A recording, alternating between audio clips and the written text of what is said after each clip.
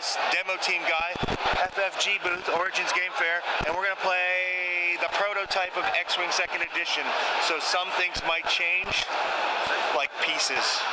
I doubt the rules are gonna change that much. They should not, no. No, they should not. All right, so we're just gonna go to the game. I'll take this picture. It is a prototype.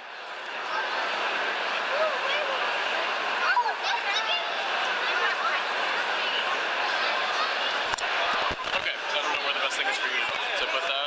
Well, most of them. Lay it. Oh, I actually have to hold. Oh, you have to hold it. I mean, I can lay it on the floor, but when we roll dice, yeah. It's gonna be loud. So. Okay. So, yeah, I guess I don't know exactly what you want to cover. I don't know the rules set. Just from the beginning. I've been following 2nd Edition. Well, actually, I haven't done anything with 2nd Edition since probably the initial release. Okay. But I was over the other day talking about it a little bit. And guys, I am so sorry that this mechanic.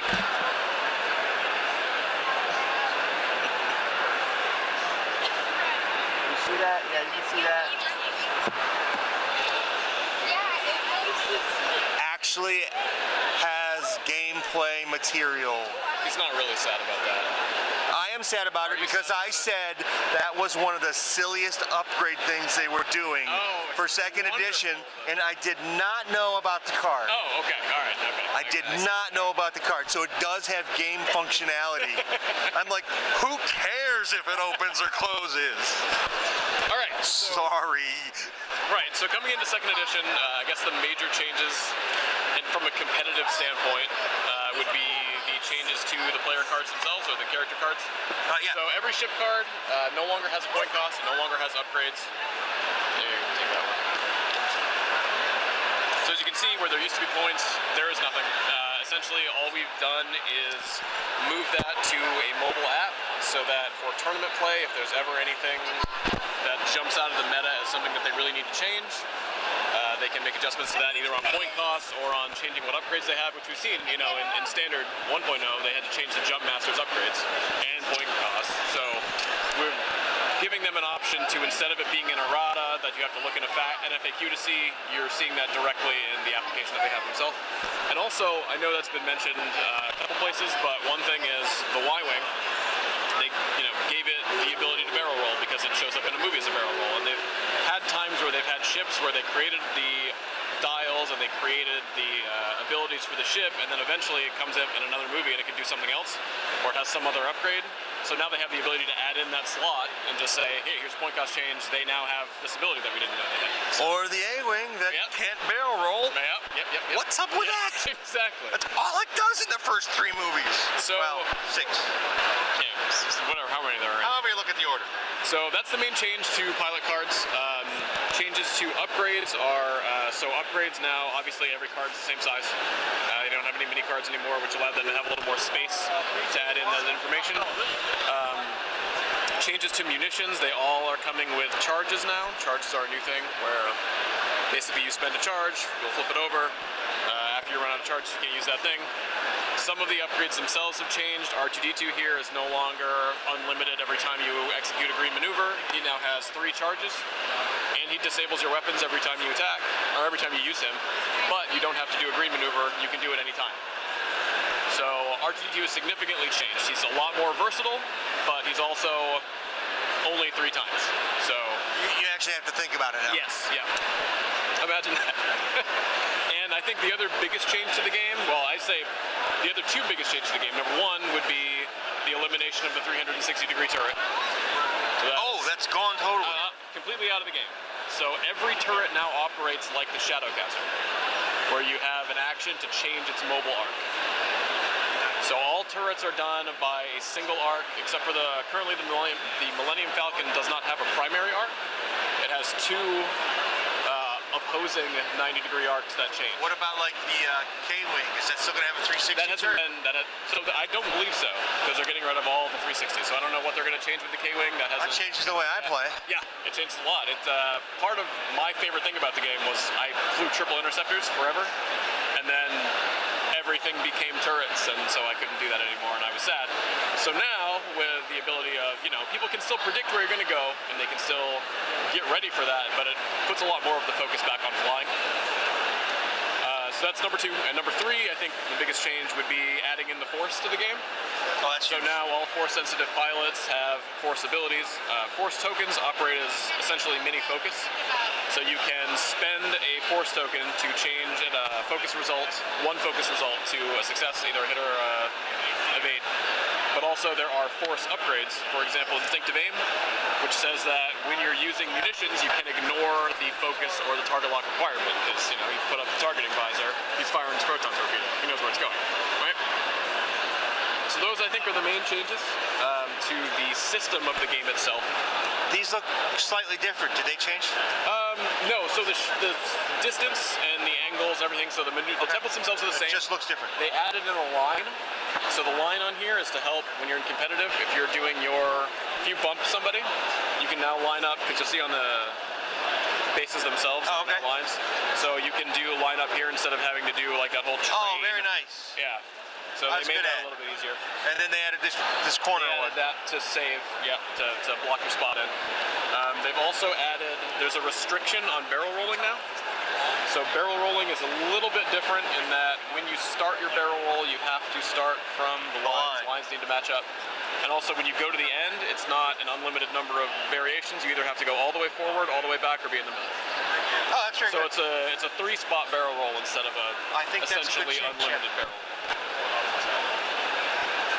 I think that pretty much covers it. Also, if you'll note, they added a little notch on the side too for larger ship bases. Okay. So same thing there. When you do your barrel roll for larger ships, you still have to line up. Same thing. Other than that, gameplay is the same. Okay. A couple other things we'll touch. Sorry. So they did add a medium-based ship. Oh yeah. They've added the other base, which is I think the U-wing has one. I think the Fire Spray has one. I don't know if they've announced all of what is large and what is medium. But essentially, I believe mediums operate the same as large in terms of barrel roll. It's still the side, but it's just another way for them to kind of provide a little more options for things that didn't seem to fit right as a large or small base. And they've also added a new phase to the game entirely. So there is the systems phase that happens, I believe, between your maneuver dial and going into combat. So that's like when all your decloaking and everything like that. That's when bombs are dropped almost exclusively now. So there's no. Bombs were the Wild West of when do they happen, so now there's a dedicated phase to when bomb deployment is happening. Are they still going to go off at the end of the action phase, or? It depends on the bomb that it is. Okay. They may change when they go off, but deployment is typically always done in that one phase now. Alright, let's play real quick. Okay. This is going to be a 5 to 2 minute game.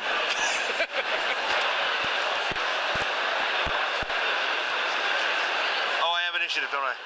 Yeah, you will. Yep. So go ahead and. I already placed. Man, I placed my dials while you were talking. Yeah, sorry. All right. Okay. Go ahead. So that's a change. Yes. That's a change. I have done that all weekend. So I need the 5, please. Yep. Also, you'll notice you have 2 new pilots for your TIE fighters. Oh, I didn't notice that, but I'm just gonna shoot things, so I don't think it matters much. Look at that, I can play one-handed. And you also have... Oh yeah, I do. Why can't... Oh, he's a 5. Yes. That one's a 4. Does he hit an asteroid? Well, I did.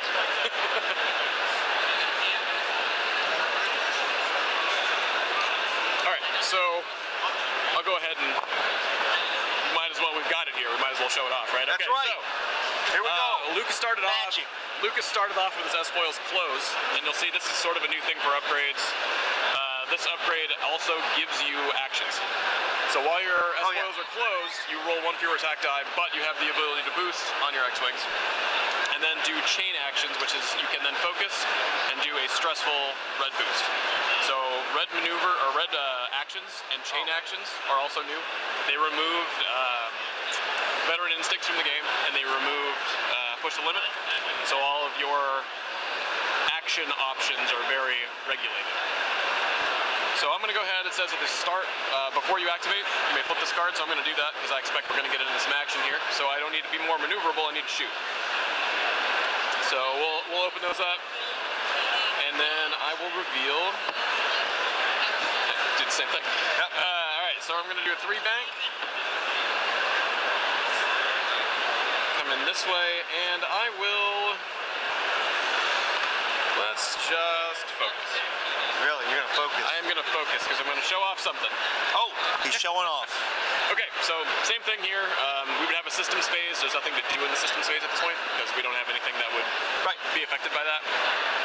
So I'm going to do my attack. So I have proton torpedoes. Proton torpedoes say that I would have to have a target lock. Another change, I'm going to run into these as we go. I believe you no longer spend your locks, so you just have to have one. So if I had a target lock, I would shoot it and maintain that target lock on you. I just need to make sure that I have one. So munitions have become better. They've typically made them a bit They get to reload lower. now too. Yes. Well, they don't. Yeah, some things can reload. They typically come with charges. Usually they don't have That's as a lot high. better, though. Yeah. Usually they don't have as high of a damage spike, but they're more consistent. So normally I would need that target lock, but I have instinctive aim. Oh, so you're going to spend force. I have a force upgrade that says instead of using the focus or the target lock requirement, I can spend a focus token or a force token. Yeah. I gotta flip up my targeting computer and fire off my torpedo. Use the force, Luke. Yeah, exactly. So I will do that and fire that off. So it's 4 damage, anywhere from range 2 to 3. And technically I haven't checked, but you're definitely 2 to 3. So this is a 4 damage, or 4 roll up thing, so, alright, so I have hit focus, we only have 3 dice with us right now. Okay, so hit focus, and a blank. So again, using the force abilities, you can spend a force token to change 1 eyeball to a success. I don't know if you guys caught that on camera, but he flipped the force token over. They regenerate, so to speak. Yep, they come back once per round at the end of the round. Also, whenever Luke is declared as the defender, he gains 1 back. So I'm not allowed to shoot at Luke. Yeah, How am I going to win? Pretty much, yeah. Alright, Okay. so that's 3 hits, and the proton torpedoes turn one of them to a crit, so I'll use a proton And torpedo that's to fix that. Yes. does the secondary weapon with distance? Same deal, yes. Okay. You were shooting at this one? Yep. Doesn't matter. Both are 3. Oh, it matters. It matters. Okay, so you have 1 evade. A change to evade tokens. They do not add an evade result. They change 1 of your dice to an evade. Oh. You can no longer have 4 evades show up out of a 3 roll. It's only ever going to be 3 max. That makes these guys weaker. It does. They wanted to put a little more focus onto things dying as opposed to the current meta of everybody running around regenerating. Well, I would forever. imagine that in tournament play, currently every match runs long. Yes, they do. Yep. So, all right. So that is. Mark that out. So 1 hit, 1 crit onto Balin. Yeah, where's your crit die? Balin's over there. So Balin has a hull upgrade. So got that and a crit, which is a direct hit. So thankfully he's got a hull upgrade, so he's fine. I will note that the changes to the damage deck, they wanted to make the damage deck a bit more universally useful. So a lot of the upgrades are things that will happen to any ship no matter what, like running over obstacles will do an extra damage or something. They wanted to not have a lot of the take an action to roll a die to possibly get rid of it. They wanted to make things that are...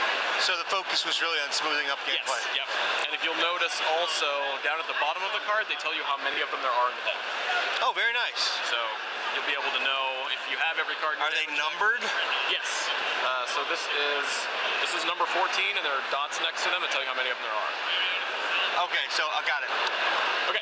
So I thought there was actually 14 in the deck. Okay, so he's taken 3 damage. He has got his hull upgrade, so he's got 1 remaining. And now it is over to you. And these guys each have 2 attack dice, Yep, right? yep. That's so.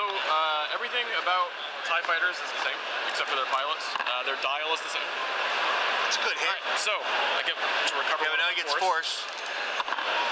And he gets a focus and an evade. And I'll use that. And he used the force to do it, which is pretty synergetic. And then no focus, so possibly 1. He gets his force back. But I rolled blanks, so that's a hit. Yeah, I hit Luke. Okay, so well, as I was saying, basically everything about the TIE fighters is the same, other than the pilots that come in. So you'll notice as the game comes out, I think most dials are different in some way. Yeah, Except for the TIE fighter. The TIE fighter is exactly the same. It's the exact same dial. Yep, The standard X-wing has Well, a. obviously the dials are different. There's no more 360s, right? Well, no, that's the shooting dial, but the moving dial. There's still K turns. Yeah, my bad. But the And standard X-wing has a Talon roll now. more movement on it. Yes. Yep. I think everything has more movement from what I've seen, which is good in my opinion. Yep. All right, I think that's good. Yeah. All right, thanks, man. I appreciate it. Bye, guys.